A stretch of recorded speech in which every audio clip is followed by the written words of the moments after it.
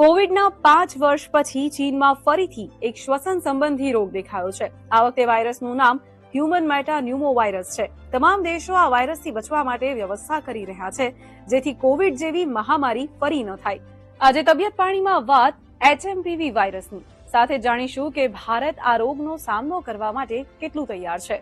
Infection disease expert doctor અંકિત બંસલના જણાવ્યા અનુસાર HMPV વાયરસના લક્ષણો સામાન્ય રીતે શરદી અને ઉધરસ જેવા હોય છે।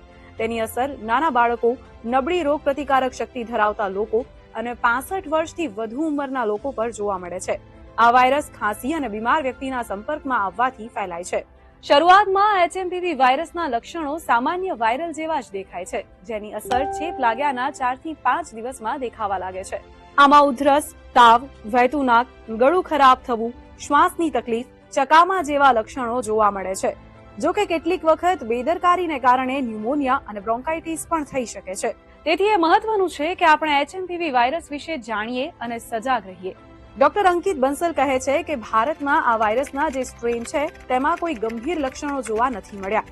તેનાથી કોવિડની જેમ રેસ્પિરેટરી ફેલિયર નહીં થાય। ચીનમાં આનો જે સ્ટ્રેન છે તે કેટલો શક્તિશાળી છે તે આવનારા દિવસોમાં ખબર પડશે। HMPV માટે હજુ સુધી કોઈ એન્ટીવાયરલ દવા બનાવવામાં નથી આવી। એવું માનવામાં આવે છે કે તેના લક્ષણો ઘરે રહીને જ નિયંત્રિત કરી શકાય છે। ગંભીર લક્ષણો દેખાય તો ઓક્સિજન થેરેપી અથવા કોર્ટિકોસ્ટેરોઇડ આપવામાં આવશે। જો કે health director general doctor Atul ગોયલનું માનવું છે કે ભારતમાં આ વાયરસને લઈને કોઈ ગંભીર સ્થિતિની શક્યતા નથી।